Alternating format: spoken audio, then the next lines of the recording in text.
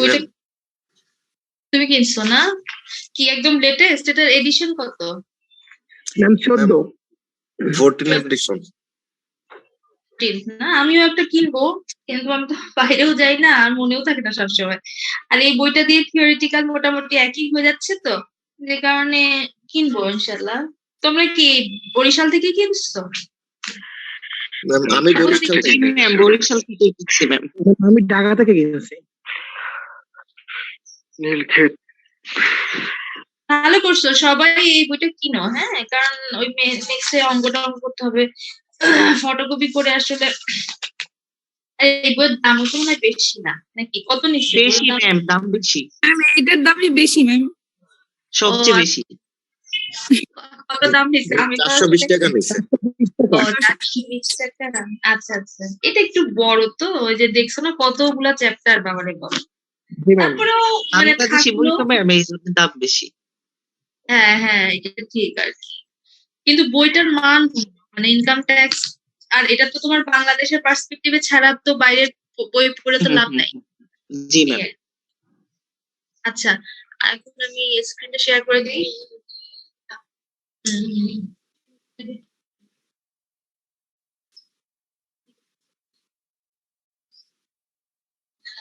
আচ্ছা ঠিক আছে, ঠিক আছে।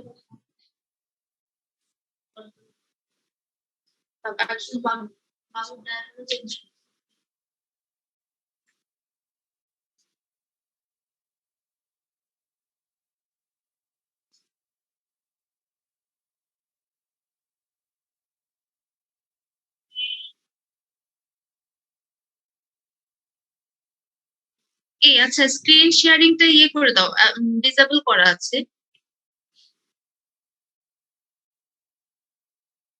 ম্যাম করে দিয়েছি।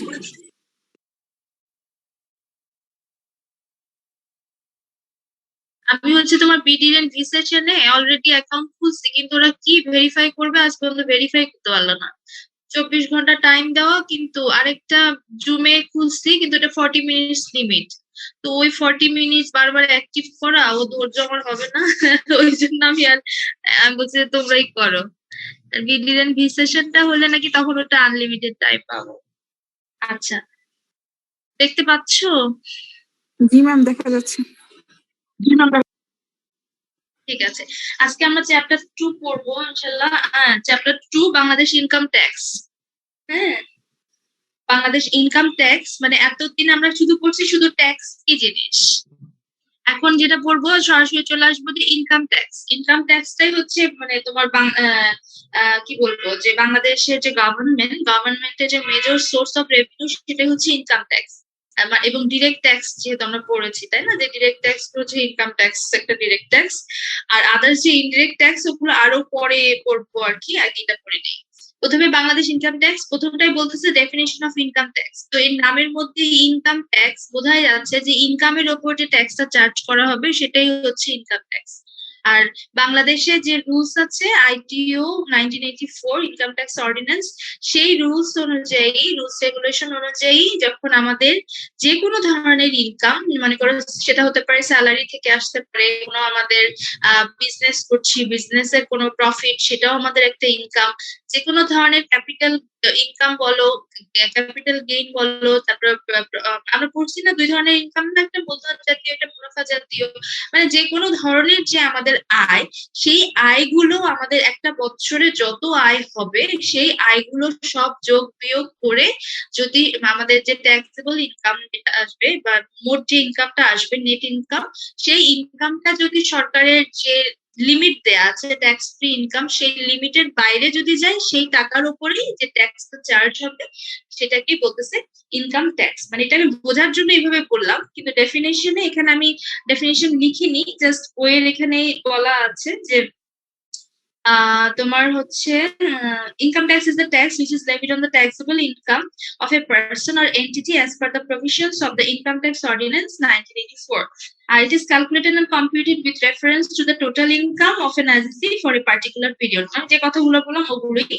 আচ্ছা, no specific definition of income tax has been, মানে হচ্ছে ইনকাম ট্যাক্স অর্ডিন্যান্স যেটা 1984, এখানে আসলে ইনকাম ট্যাক্স এর কোনো সুনির্দিষ্ট ভাবে কোনো সংজ্ঞা দেওয়া হয় নাই, ঠিক আছে? But in section 16 of the ITO 1984, it has been said that income tax for any assessment year at any rate or rates shall be charged, levied, paid and collected in respect of the total income of the income year or income years of every person. মানে বলা হচ্ছে যে একটা অর্থ বছরে একটা লোকের যে টোটাল ইনকাম হবে সেই টোটাল ইনকামের উপর যে কোনো রেটে যে চার্জটা হবে সেটাকেই বলা হচ্ছে, এবং এই চার্জটা করা হবে কবে? অ্যাসেসমেন্ট ইয়ারে গিয়ে। মানে এখানে দুইটা বছর, একটা হচ্ছে একটাকে বলে হচ্ছে যে বছরের ইনকামটা ক্যালকুলেট করা হবে সেই বছরটাকে বলা হচ্ছে ইনকাম ইয়ার, আর যে বছরের পরের বছরটাকে বলা হচ্ছে অ্যাসেসমেন্ট ইয়ার, মানে যে বছরে গিয়ে ক্যালকুলেশনটা করা হবে। মানে দুইটা, একটা হচ্ছে যে বছরের ইনকামের ক্যালকুলেশন করা হবে যে বছরের, সেটাকে বলছে ইনকাম ইয়ার, আর যে বছরে গিয়ে ক্যালকুলেট করা হবে সেটাকে বলা হচ্ছে অ্যাসেসমেন্ট। অ্যাসেসমেন্ট আমরা বুঝি, অ্যাসেসমেন্ট মানে হচ্ছে যে কোনো কিছু নির্ণয় করা, তাই না? ডিটারমাইন করা, ডিটারমিনেশন ইয়ারও বলা যায়। সো এটাকে বলা হচ্ছে অ্যাসেসমেন্ট ইয়ার। কর বছর বাংলায় বলে, একটা হচ্ছে অর্থ বছর আর একটা হচ্ছে কর বছর। তো এই অর্থ বছরের ইনকামের ওপর কর বছরে গিয়ে যে ক্যালকুলেশন করা হবে সেটা, এবং ট্যাক্সেবল ইনকামের ওপর ট্যাক্স যে কোনো রেটে চার্জ করা হবে, এটাকেই বলা হচ্ছে ইনকাম ট্যাক্স। এখানে আরো অনেক সংজ্ঞা দেওয়া আছে, এগুলো তোমরা একটা দুইটা জাস্ট মানে পরীক্ষার জন্য আর কি। হ্যাঁ, পরীক্ষায় যখনই এগুলো চাওয়া হবে, যেগুলো বইয়ের মধ্যে দেখবা যে কয়েকটা রেফারেন্স সহকারে সংজ্ঞা দেয়া আছে, ওই রেফারেন্স গুলো হুবহু দিয়ে ওইভাবেই সংজ্ঞাগুলো লিখতে হবে। সংজ্ঞাগুলো কিন্তু আবার নিজের মতো লেখা যাবে না, যেভাবেই আছে সেভাবেই লিখতে হবে, ঠিক আছে? যেমন এখানে বলছে বেঙ্গল কোল কোট কোম্পানি, মানে একটা ইয়ের আর কি কেসের একটা সংজ্ঞা দেওয়া আছে, যেমন বেঙ্গল কোল কোম্পানি লিমিটেড ভার্সেস জনার্দন কিশোর লাল সিং, মানে এটা ইন্ডিয়ার আর কি, 1936। হ্যাঁ, আর ইনকাম ট্যাক্স রুলস হচ্ছে 392। এখানে বলছে যে income tax is a tax on income and not on anything else, it is one tax not a collection of taxes essentially distinct. মানে হচ্ছে যে এটা হচ্ছে শুধুমাত্র ইনকামের ওপরে, মানে যে কোনো ধরনের ইনকাম হতে পারে, ইনকামের অনেকগুলো খাত আছে, অনেকগুলো ক্যাটাগরি থাকতে পারে, সোর্স থাকতে পারে, কিন্তু শুধু ইনকামের ওপরে, এটা অন্য কিছুর ওপরে ট্যাক্স ধরলে সেই ট্যাক্সটা হবে না। আর ইট ইজ ওয়ান ট্যাক্স, মানে এটা হচ্ছে একটাই, মানে ওই একটা খাতের মানে একটাই সিঙ্গেল ট্যাক্স, মানে সিঙ্গেল বলতে ওই মানে আমরা যে বলছি সিঙ্গেল ট্যাক্স মাল্টিপল ট্যাক্স ওই রকম বোঝাচ্ছে না, বলছে ইট ইজ ওয়ান ট্যাক্স, মানে শুধু এই ইনকামের ওপরে tax not a collection of taxes আর এসেনশিয়ালি ডিস্টিংক্ট, মানে এই ট্যাক্সের সাথে তুমি অন্য ধরনের ট্যাক্স, ওয়েলথ ট্যাক্স অ্যাড করতে পারবা না। যে কোনো ইনকাম রিলেটেড যে ট্যাক্স গুলো, এটাই শুধু, এটা it's not a collection of taxes, that means এর সাথে তুমি আরো অনেক কিছু ভ্যাট আনলা বলে এরকম হবে না, এটা এই জন্য বলছে আর কি। আবার আরো দুই একটা সংজ্ঞা আছে যে income tax tax on income, মানে ওই একই কথায় ঘুরে উল্টে, এগুলো আর না পড়ি। আচ্ছা, এরপরে হচ্ছে characteristics of income tax. Characteristics of income tax আমরা মোটামুটি কিছু তো জানি। প্রথমে বলছে যে it is a direct tax, তারপর the levy of income tax is regulated by the income tax ordinance 1984। হ্যাঁ, এক নং দেওয়া আছে হচ্ছে তোমার এটা হচ্ছে 26, মানে এটা ইয়ে করে দেওয়া আর কি, রোমান সংখ্যা দিয়ে দেওয়া, সরি 26 না 36 আর কি, of 1984. এরপর বলছে it is charged on the total income of an income year of a person in an assessment year. এটা অলরেডি বললাম যে অ্যাসেসমেন্ট ইয়ারে গিয়ে ইনকাম ইয়ারের হচ্ছে তোমার টোটাল ইনকামের উপর চার্জ করা হয়। তারপর বলছে যে the rate of income tax is determined by the government in the National Assembly through the Finance Act. হ্যাঁ, ইনকাম ট্যাক্স এর কি পরিমাণ ইনকাম ট্যাক্স ধরা হয়, কে রেজড হ্যান্ড? ম্যাম আসসালামু আলাইকুম। ওয়ালাইকুম আসসালাম, বলো। ম্যাম আমরা যে লেটেস্ট এডিশন বইটা কিনছি ম্যাম, আপনি যে পড়াচ্ছেন এটা না আমরা পাচ্ছি না, মানে 2 নাম্বার চ্যাপ্টার আমাদের সাথে মিলতেছে না। তাই নাকি? কেন, ওখানে কি লেখা আছে? ম্যাম এইখানে হইতেছে বেসিক অফ ইনকাম ট্যাক্স, তারপরে মানে 2.1 এখানে হচ্ছে income tax payment cycle in Bangladesh, কিন্তু এই যে ক্যারেক্টারিস্টিক্স বা এটার যে ডেফিনিশন এগুলো তো এখানে পাচ্ছি না।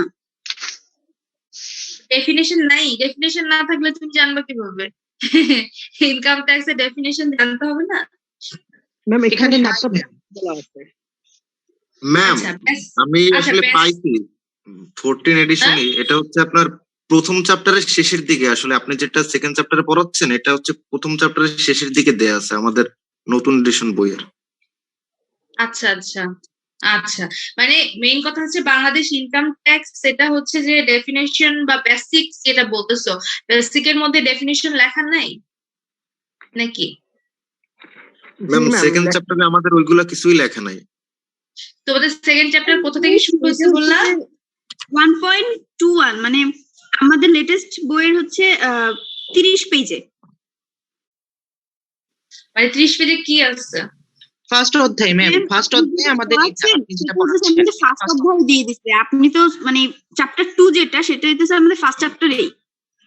আচ্ছা আচ্ছা আচ্ছা আচ্ছা আচ্ছা, সমস্যা নাই, এই একই জিনিসই, মানে মেইন কথা হচ্ছে যে এগুলাই জানতে হবে প্রথম অধ্যায় বা সেকেন্ড অধ্যায়, ব্যাপার না। তোমরা একটু অ্যাডজাস্ট করো, বা এখন বই খুব না দেখে আগে মানে আমার টপিক গুলা জাস্ট পড়ো, দেন আমি আবার দু একের মধ্যে দেখি, আমিও বই কিনে দেন আর কি দেখি যে ওই বই অনুযায়ী পড়বো আর কি। যেহেতু থিওরিটিক্যাল, আমি তো থিওরিটিক্যাল হিসেবে আর এর আগেও দেখছি যে একই বই, এই জন্য আমি ভাবছি যে এটা থেকেই পড়াই, এটা সমস্যা না। তোমরা চ্যাপ্টার 2 লিখছি এটা কোনো ব্যাপার না, এটা তো আর মেইন না, মেইন হচ্ছে তোমার টপিক গুলা।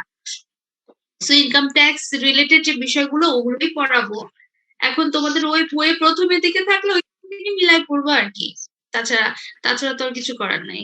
আর প্রথম দুই একটা ক্লাস তো আমিও দেখি, তাহলে যেহেতু বরিশালে বই পাওয়া যায়, আমিও তাহলে একটা একদম রিসেন্ট দেখি আমি কিনে নিবো আর কি। আই উইল ম্যানেজ, নেক্সট ক্লাসের আগেই ম্যানেজ করে নিবো আর কি। ঠিক আছে, আজকে ঠিক আছে। এটাই আমি যেটা প্রিপেয়ার করছি এটাই পড়ো, কারণ হচ্ছে যে আমার কাছে তো আর ওই বই নাই, আর এগুলো তো জানতেও হবে, ক্যারেক্টারিস্টিক্স এগুলো সবই তো জানতে হবে আর কি। সুতরাং বইয়ের ফার্স্ট চ্যাপ্টারে থাকলে ফার্স্ট চ্যাপ্টার থেকে দেখে নিও এই আর কি। ঠিক আছে, আচ্ছা, আর ওই সাইক্লিং যেটা ওইটাও পড়াবো আর কি, বাট এই চ্যাপ্টারে আর একটু পরে আছে।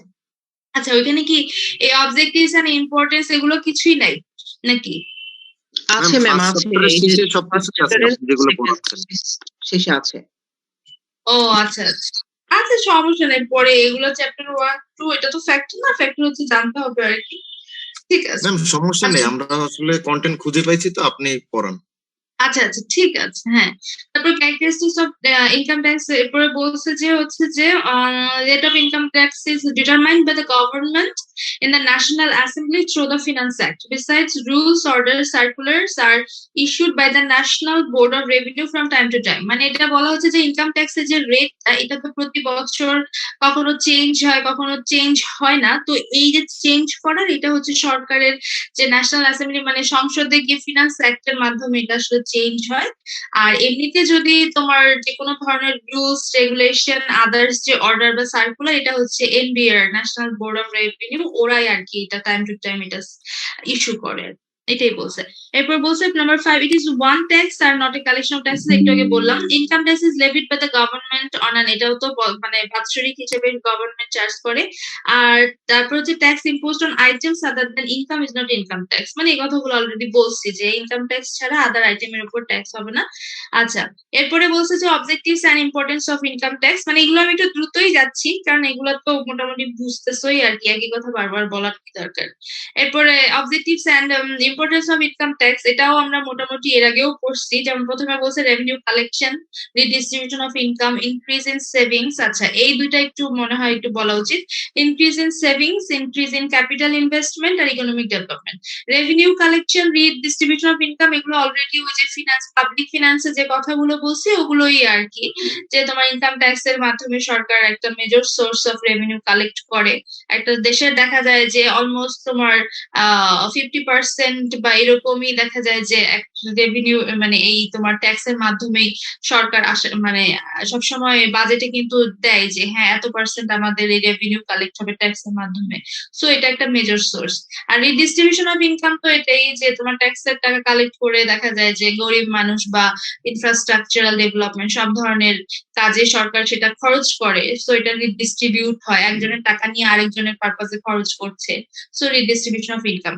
আর এরপর বলছে increase in savings, increase in savings এর কারণটা হচ্ছে যে যে ট্যাক্সের মধ্যে সরকার বিভিন্ন ধরনের রেয়াত দেয়, বিভিন্ন ধরনের রিবেট দেয়, অ্যালাউন্স দেয়, সরি অ্যালাউন্স হবে না, বিভিন্ন ধরনের রিবেট দেয় আর কি। মনে করো যে তুমি একটা ডিপিএস করছো, ধরো ডিপিএস এর উপর একটা নির্দিষ্ট লিমিটে সরকার একটা লিমিট আছে যে বছরে 60,000 টাকা পর্যন্ত। ধরো তুমি 5,000 টাকা করে ডিপিএস করছো, ওই 60,000 টাকার উপরে তোমাকে আর দিতে হবে না আর কি, ট্যাক্স দিতে হবে না, ওইটা প্রতি সরকার হচ্ছে তোমাকে একটা রেয়াত দিল।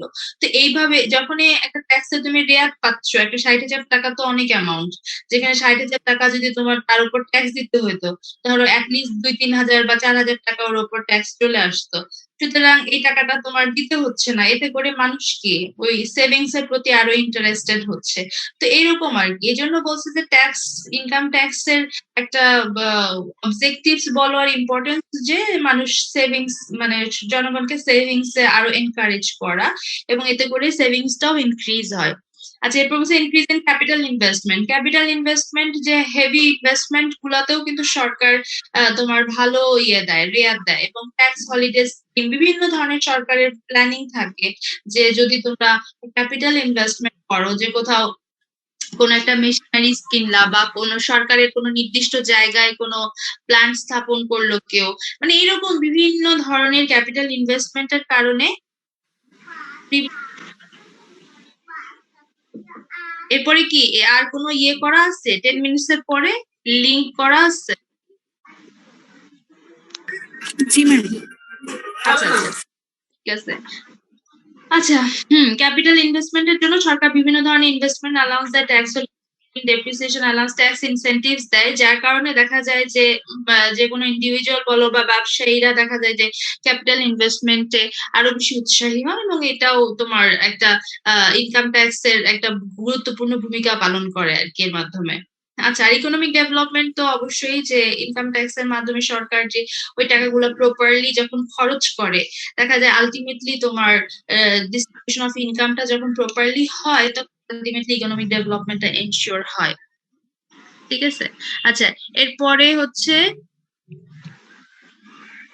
Role of income tax in economic development of Bangladesh. আগের কথাটাই এখানে আরো ডিটেলসে যে কিভাবে ইকোনমিক ডেভেলপমেন্টে প্রথমেই বলা হচ্ছে ট্যাক্স হলিডে স্কিম। এখন ট্যাক্স হলিডে, হলিডে মানে আমরা কি জানি ছুটির দিন, তাই না? ট্যাক্স হলিডে মানেও হচ্ছে যে ট্যাক্সকে ছুটি দেওয়া হবে। ট্যাক্স হলিডে স্কিম মানে ট্যাক্সকে ছুটি দেওয়া হবে। এখন ট্যাক্সকে ছুটি কখন দিবে? এখন সরকারের বিভিন্ন প্ল্যান থাকে, যেমন আগেও যেরকম ছিল যে তোমার কোথায় যেন ওই যে তোমার কি বলে চামড়া শিল্প একটা করছে না, চামড়া যত আছে আর কি, চামড়া ব্যবসায়ী আছে, সবাইকে একটা জায়গায় শিফট করার জন্য বললো যে হ্যাঁ ওই জায়গায় গিয়ে তোমাদেরকে চামড়া ব্যবসা করতে হবে, ওইখানে ইন্ডাস্ট্রি গুলো গড়ে তুলতে হবে। এরকম সরকার যখন কোনো একটা জায়গা দেখায় দেয় এবং বলে যে ওই জায়গায় গিয়ে যে তুমি বিজনেস করো, তাহলে আগামী 10 বছর তোমাকে কোনো ট্যাক্স দিতে হবে না, আগামী 7 বছর কোনো ট্যাক্স দিতে হবে না, এইরকম যদি করে দেয় সরকার, কোনো করে দেয় যে কোনো ফ্যাসিলিটিস বা ইনসেন্টিভস দেয়, তখন তাকে বলা হয় ট্যাক্স হলিডে স্কিম। মানে মেইন কথা হচ্ছে যে যখন কোনো পার্সনও হতে পারে, কোনো ব্যবসায়ী হতে পারে, যে কেউ যখন তাকে ট্যাক্সটা না দেওয়ার তখন যখন তাকে কিছুদিনের জন্য ট্যাক্স দেয়া থেকে মুক্তি দেওয়া হয়, ওই টাইপের বিষয়টাকে বলা হচ্ছে ট্যাক্স হলিডে স্কিম। বুঝতে পারছো কি? বিষয়টা একটু নতুন তোমাদের কাছে। এখানে আমি তাহলে একটু পরে বলি যে অ্যাকর্ডিং টু সেকশন 45, 46, 40, এখানে অনেকগুলো সেকশন দেয়া আছে আর কি, নতুন বইয়ের সাথে কিছু অমিল থাকতেও পারে, যাই হোক। An industrial enterprise established within prescribed time limit in the prescribed area shall be exempted from tax for certain period, that is up to 7 years. আচ্ছা, up to 7 years. This is known as tax holiday scheme. The main objective of the scheme is to ensure economic development through industrialization, attracting investment in some specific sectors like tourism industry. যে হতে পারে যে কোনো industry হতে পারে আর কি, সরকার যখন ওই ইন্ডাস্ট্রিটাকে করতে চায় আর কি, বুস্ট আপ করতে চায়, তখন আসলে এরকম বিভিন্ন সুযোগ সুবিধা দেয় আর কি। যেমন এই যে করোনার সময়ও তো সরকার বিভিন্ন ধরনের ছাড় দিচ্ছে, তার কারণটাই হচ্ছে যে তোমার যাতে করে সেই ব্যবসাগুলো টিকে থাকে। আচ্ছা, এরপরে হচ্ছে ইনভেস্টমেন্ট অ্যালাউন্স তো বলা হচ্ছে যে investment allowance is given on the investment in new machineries like machineries of new fishing boats, passenger boats. আচ্ছা, এই পার্সেন্টেজ গুলা এখানে আছে at 20%। নতুন বইটা দেখে তোমরা জাস্ট খালি পার্সেন্টেজ গুলো চেঞ্জ করো। মেইন কথাটাই হচ্ছে যে ইনভেস্টমেন্ট অ্যালাউন্স যে কোনো ক্যাপিটাল ইনভেস্টমেন্টের ক্ষেত্রে সরকার বিভিন্ন ধরনের ইনসেনটিভ দিয়ে থাকে, বিভিন্ন পার্সেন্ট রেয়ার দিয়ে থাকে। হ্যাঁ, এইটার মাধ্যমেও দেখা যায় যে কি মানুষ ওই ইনভেস্টমেন্ট গুলো করাতে মানে কি করে উৎসাহিত হয়। আর যখনই নতুন নতুন ইনভেস্টমেন্ট হবে আলটিমেটলি ইকোনমিক ডেভেলপমেন্ট এনশিওর হবে, এটা তো খুব স্বাভাবিক। আচ্ছা, এরপরে বলছে যে অ্যাক্সেলারেটেড ডেপ্রিসিয়েশন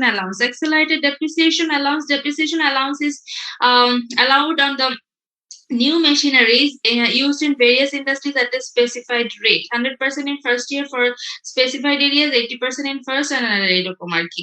মানে আমরা তো জানি, তোমরা তো ডেপ্রিসিয়েশন পড়ছো নাকি? ডেপ্রিসিয়েশন কি বলো তো, কেউ জানো? হ্যাঁ, অবচয়। হ্যাঁ, অবচয়টা কি জিনিস বাংলায়? ম্যাম কোন প্রোডাক্ট ব্যবহারের ফলে যে ক্ষতিটা মানে সেটা যে মেয়াদকাল কমতে থাকে এটাকে অবচয় বলে। ম্যাম স্থায়ী সম্পত্তির ব্যবহারজনিত ক্ষতি, এটা হচ্ছে অবচয়। দীর্ঘদিন ব্যবহারের ফলে তার যেহেতু ব্যবহারজনিত যে ক্ষতিটা দেখা দেয় ওইটা হচ্ছে অবচয়। এখন এই অবচয়ের জন্য কি করে ব্যবসায়ীরা? ম্যাম অবচয় সঞ্চিতি গঠন করে। হ্যাঁ, এটা কিভাবে করে অবচয়ের ইয়েটা? ম্যাম হচ্ছে প্রতি মাসে অথবা বছরে একটা নির্দিষ্ট অর্থ হচ্ছে অবচয় সঞ্চিতি রাখে। হ্যাঁ, যাতে করে একটা সময় যখন ওই প্রোডাক্টটা স্ক্র্যাপ হয়ে যাবে, স্ক্র্যাপ ভ্যালু চলে আসবে, তখন যাতে ওই টাকাটা দিয়ে তাদের মানে আর্থিক একসাথে অনেক টাকা নতুন করে জোগাড় করে নতুন করে প্রোডাক্টটা কেনার সামর্থ্য নাও থাকতে পারে বা আর্থিক লস হতে পারে, সেক্ষেত্রে প্রতি বছর একটু অ্যামাউন্ট করে জমা করে পরে ওই টাকা দিয়ে বা ওর সাথে আরো কিছু অ্যাড করে নতুন করে প্রোডাক্ট কেনে আর কি। তো এইরকম যখন ব্যবসায়ীরা যখন এরকম ডেপ্রিসিয়েশন চার্জ করে, হ্যাঁ, যখন ডেপ্রিসিয়েশন হিসেবে যখন একটা অ্যামাউন্ট রাখে, তখন এইটার উপরেও আবার তারা একটা সরকার মানে একটা ছাড় দেয় আর কি, অ্যালাউন্স দেয়। এগুলো আমরা মানে যখন অঙ্ক করবো তখন আর কি আরো ভালো করে দেখবো যে কিভাবে আসলে ডিডাকশন গুলা হচ্ছে বা কিভাবে পার্সেন্টেজ গুলা মানে কিছু কিছু অ্যালাউয়েবল মানে কিছু কিছু লিমিট থাকে আর কি, ওই লিমিটের পরে কত পার্সেন্ট তারা মানে তাদের ট্যাক্সেবল ইনকামে অ্যাড হচ্ছে। হ্যাঁ, এগুলো আরো ডিটেলস আমরা ওইখানে দেখবো। বাট এইটাও একটা বিষয় যে যখনই ডেপ্রিসিয়েশন অ্যালাউন্স সরকার দিচ্ছে এবং অ্যাক্সেলারেটেড মানে কি, মানে এই যে বলছে যে প্রথম এখানে দিচ্ছে আর কি, প্রথম বছর 100%, পরের বছর 80%, 20% এরকম করে আর কি, যে industry established in other areas. মানে আচ্ছা, মানে ওই যে এটা মানে এইটাও হচ্ছে তোমার একটা বিষয় যে সরকারের যে স্পেসিফাইড এরিয়ায় সরকারের মানে এখানে সবকিছুই হচ্ছে সরকার যেখানে বলে দিবে সেখানে যদি তুমি যাও তাহলে 100% তোমাকে অ্যালাউন্স দিবে। মানে তুমি মেইন কথা হচ্ছে যে মানে প্রথম বছর না, মনে করো একটা মেশিনারিজ যারা ব্যবসা করে ওদের তো অনেক টাকা, অনেক কোটি কোটি টাকা দিয়ে কেনে জিনিসগুলো, তাই না? তার মানে তাদের ডেপ্রিসিয়েশনের অ্যামাউন্টটাও বেশ হয়। এখন পুরো ডেপ্রিসিয়েশন অ্যামাউন্টটাই যদি সরকারের নির্দিষ্ট কোনো জায়গায় করা হয়, তখন সরকার ওই পুরোটাকে অ্যালাউন্স হিসেবে কি করবে, ইনকামে আর ওইভাবে কাউন্ট করবে না। কিন্তু সরকারের স্পেসিফাইড এরিয়াস ছাড়া যদি অন্য এরিয়াতে করে তাহলে 80% ফার্স্ট প্রথম বছরে এবং 20% হচ্ছে সেকেন্ড বছরে হচ্ছে তোমার সরকার অ্যালাউন্স দিবে, এরকম আর কি বিষয়টা। তো এগুলোর মাধ্যমেও কিন্তু সব ব্যবসায়ীরা কি করে তোমার ওই নিউ ইনভেস্টমেন্টে হচ্ছে উৎসাহী হয় এবং যেটা ইকোনমিক ডেভেলপমেন্ট এনশিওর করে। আচ্ছা, এরপর বলছে tax incentives for small and cottage industries. এটাও যে কোনো স্মল বা কটেজ ইন্ডাস্ট্রিজ বা দেখা যায় মহিলাদেরও এখন আছে না যে মহিলা উদ্যোক্তাদেরও কিন্তু বিভিন্ন ধরনের ট্যাক্স ইনসেন্টিভ সরকার দিয়ে থাকে, এবং স্মল অ্যান্ড মিডিয়াম এন্টারপ্রাইজ যারা করে বা কটেজ ইন্ডাস্ট্রিজ যারা, তাদেরকেও সরকার বিভিন্ন ধরনের ট্যাক্স ইনসেন্টিভ মানে কি যে বিভিন্ন ধরনের রেয়াত দেয় আর কি, যাতে করে ওই খাতগুলোতে তারা আরো বেশি কাজ করলে যেটা হবে যে সামগ্রিক উন্নয়নটা বেশি হয়। এরপর বলছে tax incentives for encouraging saving, এটা অলরেডি বলছি। Tax exemptions in certain expenditures, tax exemption in certain certain expenditure, এখানে কি কি বলতেছে যে certain expenditure to enhance social welfare like contribution to president's or prime minister's relief fund, government জাকাত fund, Ahsania mission centre hospital etcetera. মানে হ্যাঁ এইরকম যে জাকাত ফান্ডে তুমি টাকা দিচ্ছ, হ্যাঁ তারপরে অনেকেই দেখবা যে ব্ল্যাক মানি মানে হোয়াইট করার জন্য এই কাজগুলো করে আর কি। অনেক টাকা, এখন কি করবে, এখন এইরকম তোমার ডাকাত ফান্ডে, তারপর সরকারের রিলিফ ফান্ডে কিছু কিছু দিয়ে সরকারের কাছে ভালো হয় আর কি। আবার সরকারও এগুলোর ক্ষেত্রে ট্যাক্স ধরে না আর কি, যাতে করে তার ট্যাক্স কম দিতে হয়। হ্যাঁ এই টাইপের আর কি, যে কিছু এক্সপেন্ডিচারের উপর ট্যাক্স এক্সাম্পশন মানে ট্যাক্স আর দিতে হবে না। হ্যাঁ এরপরে বলছে যে tax incentives for foreign investors, ওই যে ফরেনাররা যাতে বেশি বেশি ইনভেস্ট করে এই জন্য দেখা যায় যে ট্যাক্সের পরিমাণ কম রাখে বা ট্যাক্স ইনসেন্টিভস দেয়। যেমন for attracting foreign investors various concession like tax holiday, tax exemptions for interest, royalty, technical assistance and fees, remittance to own country have been allowed as per, মানে বিভিন্ন ধরনের সুযোগ সুবিধা দেয় ট্যাক্স রিলেটেড, যার কারণে যাতে করে তোমার ফরেনাররা ইনভেস্ট করতে উৎসাহিত হয়। আচ্ছা এরপর বলছে অ্যালাউন্স ফর সায়েন্টিফিক রিসার্চ, হ্যাঁ allowance for scientific research, allowance for scientific কি বলছে যে for developing new products technologies in the industrial sector certain allowance is allowed, tax rebate is given on the cost of relevant scientific research. আচ্ছা এই মানে main কথা হচ্ছে যে scientific রিসার্চের জন্য তোমার এই যারা বিভিন্ন ধরনের সায়েন্টিফিক বিভিন্ন রিসার্চ ইনস্টিটিউট আছে যেখান থেকে তোমার নতুন নতুন প্রোডাক্ট বা নতুন নতুন বিভিন্ন বিষয় বের করতেছে, তো তাদেরও তো ইনকাম আছে, তাদেরও তো ইনকাম রিলেটেড ট্যাক্স দিতে হয়, সুতরাং তাদেরকেও সরকার এসব ক্ষেত্রে বিভিন্ন ধরনের সুযোগ সুবিধা দিয়ে থাকে। আচ্ছা ট্যাক্স ইনসেনটিভস, আচ্ছা এখানে দেখাচ্ছে লেস দ্যান 1 মিনিট, তার মানে কি এখন কানেকশন চলে যাবে?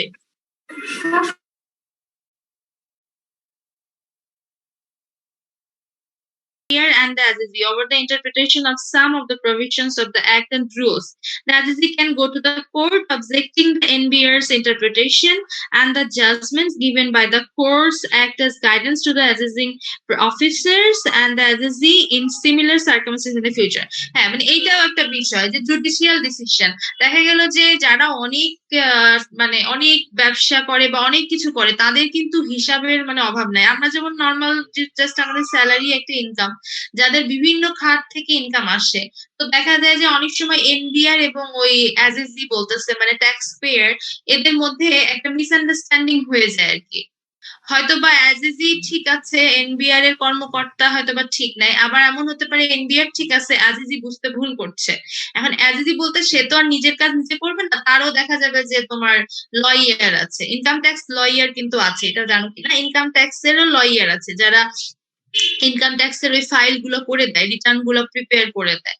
এইরকম যদি কোনো সমস্যা হয়, ধরো যে দেখা গেল যে সে বলতেছে যে না আমি আমার 1 লাখ টাকা এনবিআর বেশি টাকা চার্জ করছে, যদি এইরকম হয় যে তাহলে তখন কি করে যে ওই অ্যাজিজি বা এনবিআর এর পক্ষ থেকে কেস করে দেওয়া হয়।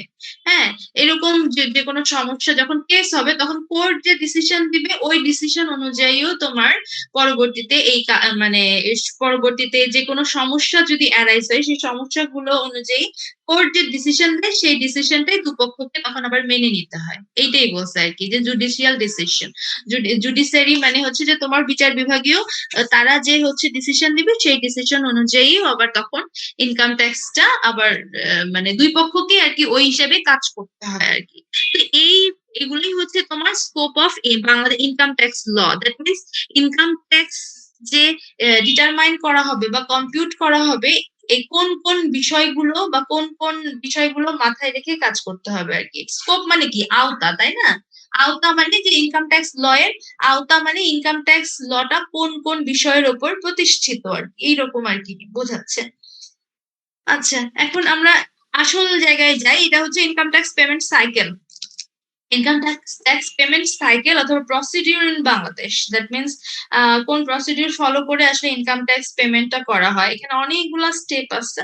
ফার্স্ট স্টেপ হচ্ছে বলছে যে income determination of income year and assessment ইয়ার।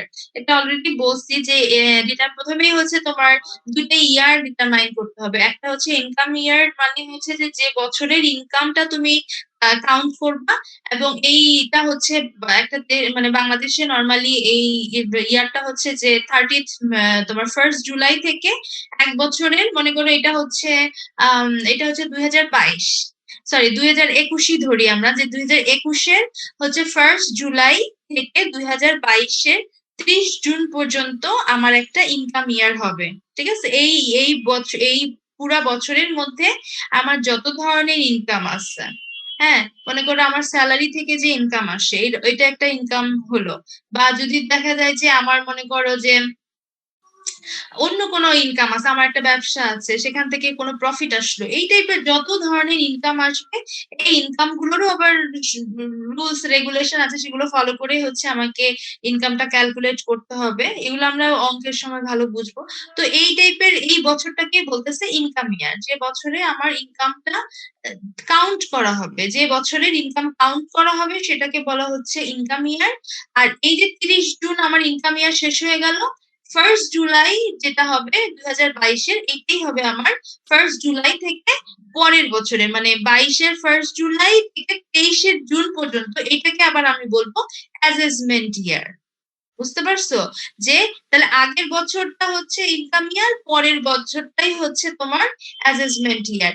এজন্য মানে কিভাবে বলে ইনকাম ইয়ারটা? ইনকাম ইয়ারটা হবে আমার ধরো 21-22, আর অ্যাসেসমেন্ট ইয়ারটা হবে 22-23। যদি আমার ইনকাম ইয়ার হয় 21-22, তাহলে অ্যাসেসমেন্ট ইয়ার হবে 22-23। তার মানে 22-এর জুলাই থেকে 23-এর জুন পর্যন্তকে আমি ধরবো অ্যাসেসমেন্ট ইয়ার। মানে এই বছরে হচ্ছে আমি 21-22-এর ইনকামটাকে ক্যালকুলেট করে এই বছরে এসে আমি ওই টাকাটা সরকারকে পে করব এনবিআর এর মাধ্যমে। হ্যাঁ, বুঝতে পারছো কি কোনটা ইনকাম ইয়ার আর কোনটা অ্যাসেসমেন্ট ইয়ার? আচ্ছা, এরপরে স্টেপ 2। স্টেপ 2 হচ্ছে determination of residential status. Residential status কেন? কারণ রেসিডেন্ট হলে একরকম, রেসিডেন্ট না হলে আরেক রকম, এই জন্য রেসিডেন্সিয়াল স্ট্যাটাসটা ডিটারমাইন করতে হয়। যেমন ফার্স্ট অফ অল বলছে রেসিডেন্ট। রেসিডেন্ট মানে তো বোঝো, এই যে দেশে যে বাস করবে সে সেই দেশের রেসিডেন্ট হবে। আবার বাস করলেও মানে রেসিডেন্ট হচ্ছে মানে কি নিবাসী আর কি, বলে না যে এই নিবাসী আর কি, তো নাগরিক আর কি। নাগরিক। রেসিডেন্ট আর নন রেসিডেন্ট। নন রেসিডেন্ট আবার দুই ধরনের বলতেছে, যে নন রেসিডেন্ট বাংলাদেশি আর non resident foreigner. Non resident Bangladeshi মানে যে বাংলাদেশেরই লোক কিন্তু থাকে অন্য দেশে আর কি। আর নন রেসিডেন্ট ফরেনার তো বুঝতেছো, যে যারা তোমার আমাদের দেশে আসছে, এ দেশের নাগরিকও না, আবার এদেশে মানে ব্যবসা করতে যারা আসে আর কি, নন রেসিডেন্ট ফরেনার। হ্যাঁ, এখন এই নন রেসিডেন্ট যারা, তারা তো ইনকাম ট্যাক্স দিবেই। ঠিক আছে, এখন নন রেসিডেন্ট এরা দিবে কিনা এটা দেখো। আচ্ছা, নন রেসিডেন্ট এখানে বলছে যে the residential status has to be determined to ascertain which income is to be included in computing the total income. The residential status of a person determines the taxability of the income. Example বলছে যে income earned outside Bangladesh will not be taxable in the hands of a non-resident. হ্যাঁ, যারা non resident মনে করো, যেটা বাংলাদেশি হোক আর হচ্ছে ফরেনারই হোক, নন রেসিডেন্ট যারা, তারা হচ্ছে তোমার বাইরের দেশে যেগুলো ইনকাম করবে, যেমন মনে করো অনেকেই আছে না বাংলাদেশে, এখন যে বাংলাদেশে থাকে না, আমেরিকায় আছে না এরকম, আমেরিকায় 5 বছর 10 বছর 15 বছর ধরে বসে আছে ওখানে। হ্যাঁ, তো দেখা যাচ্ছে সে আমেরিকায় অনেক টাকাই ইনকাম করতেছে, কিন্তু ওই টাকা যদি সে রেমিটেন্স এর মাধ্যমে পাঠায়, সেক্ষেত্রেও তার ট্যাক্স এক্সাম্পশন। আর যদি সে এখানে না থাকে, তাহলে তাকে আর টাকা দিতে হবে না, ওই দেশের টাকা সে ওখানেই খরচ করবে, ওখানে যদি তার ট্যাক্স দেওয়ার দরকার হয় ট্যাক্স দিবে, কিন্তু বাংলাদেশে আর দিতে হবে না। বুঝতে পারছো? কিন্তু বাংলাদেশের কেউ যদি বাহিরে গিয়ে, মনে করো আমি মানুষটা আছি, হ্যাঁ, আমি যদি এখন 1 বছর বা মানে 1 বছর গিয়ে কোথাও থাকি, সেখানে যদি টাকা ইনকাম করি, তখন আবার দিতে হবে। এই জন্য বলছে যে income earned outside Bangladesh will not be taxable in the hands of a non-resident but will be taxable in case of a resident. তার মানে রেসিডেন্ট যে সে দেশে কাজ করো আর বাইরে করো, তুমি যেখানেই টাকা ইনকাম করো না কেন, সেই টাকার ভাগ সরকারকে দিতে হবে। ঠিক আছে, আর নন রেসিডেন্ট যে, সে এই দেশে থাকলে তাকে দিতে হবে।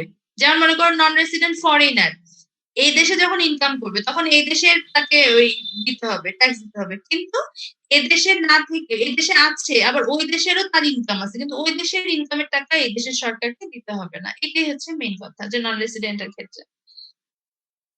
বুঝতে পারছো তো?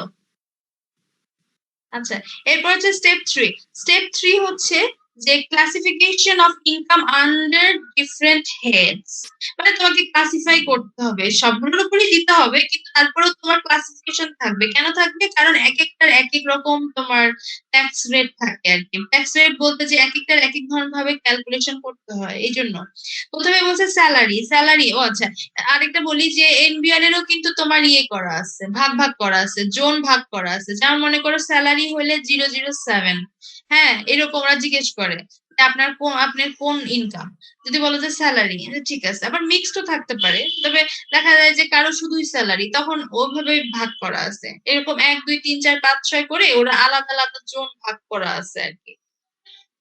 আচ্ছা, এরপরে বলছে তারপর নাম অনুযায়ী ওদের ভাগ করা আছে। যেমন এস দিয়ে হইলে এক জায়গায় যাবে, হ্যাঁ এম দিয়ে হইলে এক জায়গায় যাবে, এরকম আর কি। যেমন আমার ক্ষেত্রে সমস্যা করছিল, যেমন আমার হচ্ছে মোস্ট শারমিন সুলতানা, একবার বলে কি এস দিয়ে হবে 7 নাম্বার জোনে, আবার বলে কি 13 নাম্বার জোনে, এম দিয়ে 13 নাম্বার, মানে এরকম, মানে ওদের আলফাবেটিক্যালি ওদের সব আলাদা আলাদা ভাগ করা আছে।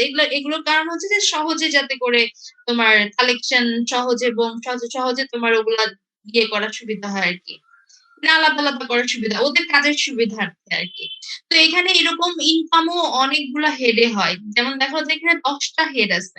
একটা হচ্ছে স্যালারিজ, তারপর কি বলছে income from house property, income from business and profession, income from other sources, income from spouse or minor child, তারপর interest on securities, agricultural income, capital gain, share of profit in a farm, foreign income.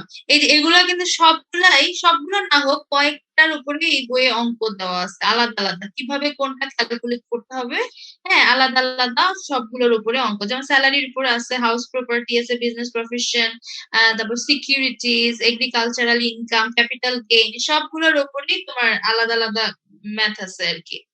আচ্ছা, এগুলো সবগুলোই হচ্ছে income from other different heads. হ্যাঁ hello, বলো।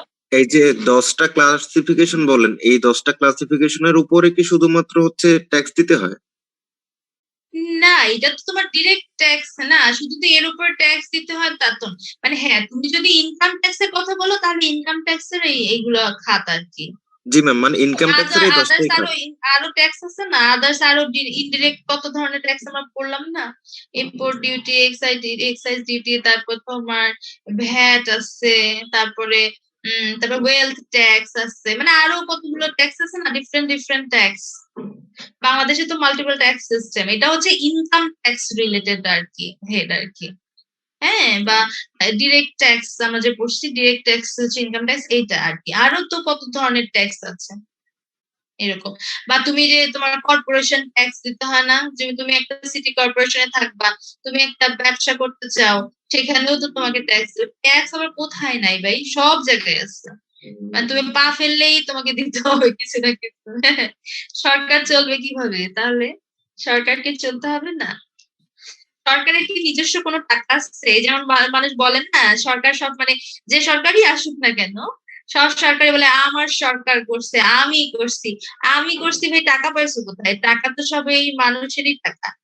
হ্যাঁ, সরকারের নিজস্ব কোনো টাকা আছে? সরকার যে বিদেশ থেকে টাকা নিয়ে আসে, এগুলো তো সব আমাদেরই দায়ভার বহন করতে হবে। এটা সরকার কি, সরকার 5 বছর পর চলে যাবে, তার কোনো দায় নাই, কিন্তু টাকাগুলো তো আলটিমেটলি রেসপন্সিবিলিটিস গুলো তো দেশের জনগণকেই নিতে হবে। দেখবো জনগণের কাছ থেকে আবার বেশি করে টাকা নিবে, ট্যাক্স নিবে। এতে দেখো না যে এখন জিনিসপত্রের এত দাম বেড়ে গেছে কেন? আমরা খালি দেখি না যে দফায় দফায় জিনিসের দাম বেড়ে যায়, তার মানে কি যে গ্যাসের দাম বেড়ে গেছে ধরো, তারপরে তেলের দাম বেড়ে গেছে, তার মানে আলটিমেটলি সবকিছু বেড়ে গেছে। তো এগুলো বাড়ারও কিন্তু কারণ হচ্ছে যে কোনো এক জায়গায় যখন সরকার টাকা বাড়ায় দেয়, তখন আলটিমেটলি সবকিছু ওর সাথে রিলেভেন্ট সবকিছু বেড়ে যায়। তো এই সবকিছুই জনগণেরই টাকা, সরকাররা কি করে জাস্ট সেটা মানে নির্দিষ্ট খাতে খরচ করে জনগণের উন্নয়ন করতে চায় আর কি। বুঝতে পারছো? এইটাই হচ্ছে ট্যাক্স কালেকশনের উদ্দেশ্য, আর এইভাবেই হচ্ছে জনগণের উপকার করে। এখন উপকার কতটুকু করে তা তো জানি না, বেশিরভাগ তো দেখা যায় নিজেদের পকেটেই ভরায়। এটাই নিয়ম আর কি, যে উপকার করার, মানে এটাই হচ্ছে তোমার নিয়ম। আচ্ছা, এরপর হচ্ছে স্টেপ 4 বলছে কি এক্সক্লুশন অফ ইনকাম, বাবা 12:30 বেজে গেছে অলরেডি। আচ্ছা, exclusion of income not chargeable to tax. কি বলছে? Exclusion of income not chargeable to tax, মানে হচ্ছে যে তোমাকে এখানে যে ইনকাম গুলা তোমার ট্যাক্সের সাথে চার্জেবল হবে না সেগুলোকে তোমাকে বাদ দিতে হবে আর কি। এখন কোনগুলা বাদ দিতে, যেমন দেখো বলছে কি যে there are certain incomes which are wholly exempted from income tax like pension, gratuity, interest on zero coupon bond। এরকম যদি হয়, মনে করো একজন মানুষ পেনশন পায়, হ্যাঁ, ওই রিলেটেড যে ইনকাম, এগুলা তোমার যখন তুমি ইনকাম ট্যাক্স এর যে ফাইল বা রিটার্ন প্রিপেয়ার করবে তখন তোমাকে এগুলা ফুললি এক্সাম্পটেড, এগুলোর উপর কোনো ট্যাক্স ধরতে হবে না। এখন এগুলো কিভাবে ক্যালকুলেট করে, এগুলো আমরা যখন অঙ্ক করবো তখন আরো ভালো বুঝতে পারবো, এখন মানে মুখে মুখে এতটা ভালো বোঝার কথা না। আচ্ছা আচ্ছা, কি বলছে যে these incomes have to be excluded and will not form part of gross total income. Also some incomes are partially exempted from income tax like house rent allowance, conveyance allowance। হ্যাঁ, এগুলোরও কিছু লিমিট আছে। House rent, মনে করো যে স্যালারিতে আমরা যেমন 45% house rent পাই, এই টাইপের, এগুলোরও আবার মনে করো যে এত টাকা, ধরো 1,20,000 টাকা পর্যন্ত হচ্ছে সরকার তোর উপর কোনো ট্যাক্স নেবে না, এর পরবর্তী যে টাকা তুমি পাবা তার উপর সেটা তোমার টোটাল ইনকামে অ্যাড করতে হবে। আবার কনভেন্স অ্যালাউন্স, অনেক সরকারি কর্মকর্তারাই মাসিক কনভেন্স অ্যালাউন্স পায়, সেগুলোরও একটা হিসাব আছে। তো এগুলো আমরা অঙ্কের সময় একদম খুব ভালো করেই একদম দেখবো, কোনো সমস্যা নেই। হ্যাঁ, তো এই টাইপের যে ইনকাম গুলো এক্সক্লুডেড হবে এগুলাও আবার তোমাকে করতে হবে আর কি। স্টেপ 5 হচ্ছে competition of income under each head. হ্যাঁ, কম্পিটিশন অফ ইনকাম মানে এই যে এক একটা যে হেড আছে না, ওই প্রতিটা হেডে তোমার নির্দিষ্ট যে হেড, এই হেডে তোমার কত ইনকাম আসছে এটা তোমার হচ্ছে আলাদা আলাদা করে বের করতে হবে। এটাই বলছে আর কি। এবং প্রতিটা আলাদা আলাদা সেকশন আছে, সেকশন অনুযায়ী। এগুলো আমরা আসলে অঙ্কে বেসিক্যালি ভালো জানবো, এখানে জাস্ট একটা প্রাইমারি একটা জাস্ট ধারণা দেয়া। এরপর বলছে clubbing of income of spouse minor child, মানে এটা হচ্ছে যে দেখা যায় অনেক মানুষ দেখবা যে তার ব্যবসা, অনেক টাকা পয়সা, দেখা যাচ্ছে যে তাকে অনেক ট্যাক্স দিতে হবে, তখন সে কি করে তার টাকাটা তার যে ওয়াইফ আছে তার ওয়াইফের কাছে হচ্ছে শিফট করে দেখা যায় যে ট্যাক্স মানে এক্সাম্পশনের জন্য এই কাজগুলা করে আর কি।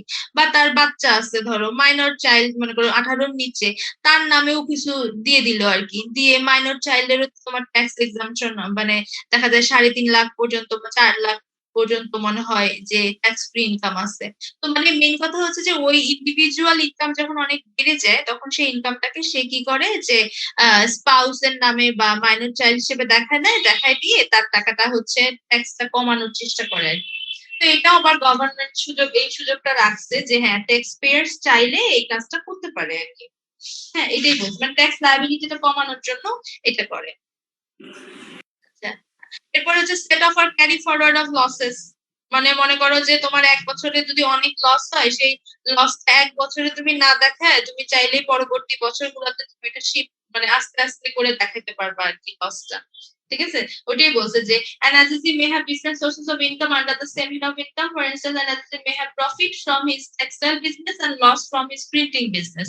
মনে করো এক ব্যবসা থেকে প্রফিট আসছে, আরেক ব্যবসা থেকে লস আসছে। হ্যাঁ, the loss can be set off against the profits of textile business to arrive at the net income chargeable under the head income from business and provision। মানে ইনকাম ফ্রম বিজনেস এন্ড প্রভিশনের যে অঙ্কগুলো আছে সেগুলোতে এগুলো আরো ভালো জানা যাবে যে প্রফিট আসবে সেই প্রফিট থেকে আবার লসটা মাইনাস হবে। ওরে বাবা, টাইম আবার শেষ হয়ে যাচ্ছে। আচ্ছা, আমি 10 মিনিটে শেষ করে, মানে যা পারি শেষ করে দিব, ঠিক আছে, এখন আর ইয়ে করবো না।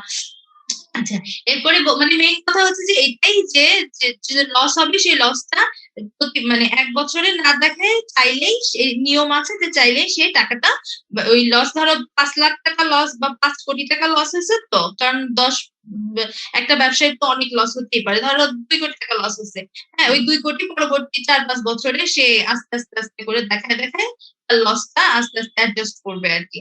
কারণ প্রফিট আসছে ধরো তোমার 1 কোটি, তুমি যদি লস 2 কোটি দেখাও তাহলে তো তোমার মাইনাসে চলে গেল, এটা সরকারের জন্য ইয়ে হয়ে গেল না।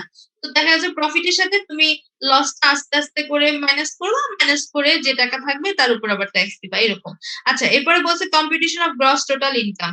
এই যে সব ক্যালকুলেশন করার পরে হচ্ছে তোমার গ্রস টোটাল মানে হচ্ছে যে তোমার টোটাল যে ইনকাম সেটাকে হচ্ছে গ্রস মানে মোট যে ইনকাম এটাকে বলতেছে গ্রস ইনকাম।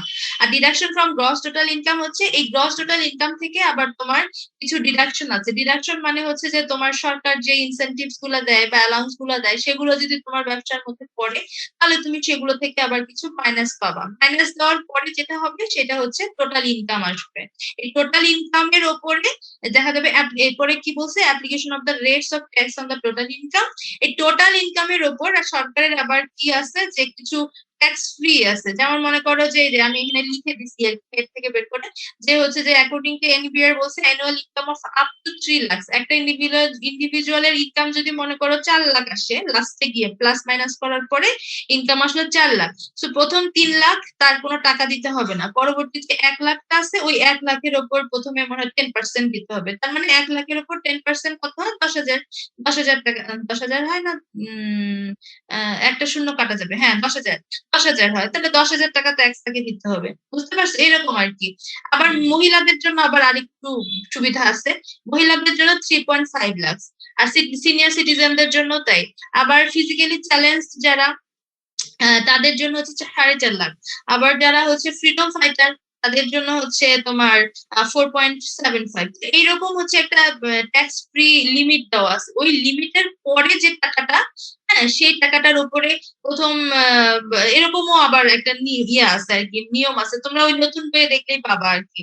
ঠিক আছে যে পরবর্তী এত 10% তারপরে পরবর্তী এত টাকার উপর 15%। এগুলো আমরা অঙ্কের সময় আরো ভালো বুঝবো। জাস্ট মানে এটা বুঝে রাখো যে এইভাবে আর কি যে তোমার ট্যাক্সটা ক্যালকুলেট করতে হবে আর কি। এটাই আমাদের প্রসিডিউর, ট্যাক্স পেমেন্ট প্রসিডিউর। আচ্ছা এরপরে হচ্ছে সারচার্জ। সারচার্জ হচ্ছে যে এগুলো বাদেও তোমার কিছু সারচার্জ এক্সট্রা কিছু চার্জের অপশন আছে যেটাকে বলতেছে সারচার্জ। আচ্ছা সারচার্জ কি বলছে? Surcharge is an additional tax payable over and above the income tax. এগুলো বাদেও তোমাকে আরো কিছু ট্যাক্স দিতে হতে পারে সেটাকে বলছে surcharge. Surcharge is levied as a percentage of income tax for the assessment year. আচ্ছা এটাও আমরা অঙ্কের সময় সারচার্জটা আর কি ভালো বুঝবো যে কত পার্সেন্ট কিভাবে কত টাকার উপরে। এগুলোর একটা লিমিট আছে আর কি যে প্রথম 10 কোটি বা 2 কোটির উপরে 10%, তারপরে এত পার্সেন্ট এরকম আর কি। আচ্ছা এরপরে হচ্ছে computation gross tax liability and surcharge. মানে সারচার্জ অ্যাড করার পরে তোমার টোটাল যে লায়াবিলিটি মানে কত ট্যাক্স দিতে হবে সারচার্জ দিতে হবে এটাও তোমাকে কম্পিউট করতে হবে। এরপরে স্টেপ 14 হচ্ছে deduction of tax credit rebate on tax free income and investment allowance. মানে যদি কোনো ট্যাক্স ক্রেডিট থাকে, ক্রেডিট বা রিবেট যদি সরকার বলে দেয় বা কোনো ইনকামের উপরে বা ইনভেস্টমেন্ট অ্যালাউন্স দেয় তাহলে এইটাও তোমাকে এখানে ডিডাক্ট করতে হবে। তারপরে 15 এ গিয়ে adjustment of advance tax deducted at source and refund. মানে হচ্ছে যে যদি তুমি কোনো অ্যাডভান্স ট্যাক্স দিয়ে রাখো, মনে করো গত বছর তুমি অ্যাডভান্স 10,000 টাকা তুমি অ্যাডভান্স এনবিআর দিয়ে রাখছিলে অ্যাডভান্স ট্যাক্স, এখানে এসে ওইটা তোমাকে অ্যাডজাস্ট করতে হবে মানে মাইনাস করতে হবে এখনকার ট্যাক্স লায়াবিলিটির সাথে। আবার ট্যাক্স ডিডাক্টেড অ্যাট সোর্স মানে তুমি কোনো একটা প্রতিষ্ঠানে জব করো, তোমার সেই এমপ্লয়ার হচ্ছে প্রতি মাসের যে তোমার স্যালারি পাও তার উপর একটা পার্সেন্টেজ কেটে অলরেডি এনবিআর এর টাকাটা দিয়ে রাখছে। তার মানে ওইখান থেকে ডকুমেন্টস নিয়ে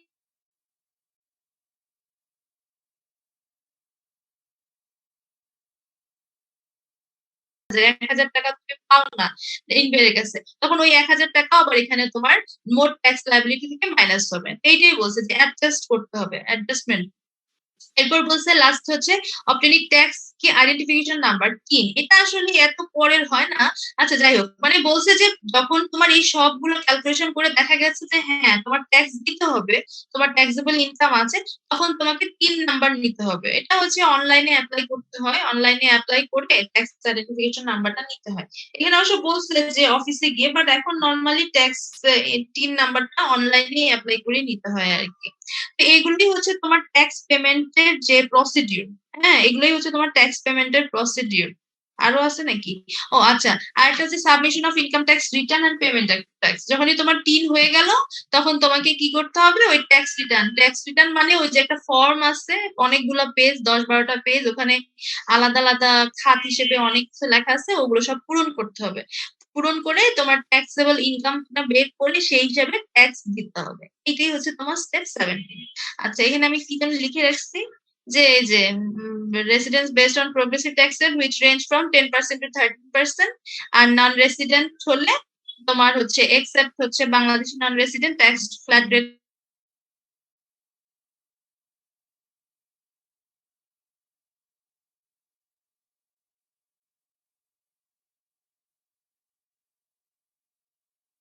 করতে করতে হাইয়েস্ট হচ্ছে 30% পর্যন্ত ট্যাক্স দিতে হবে।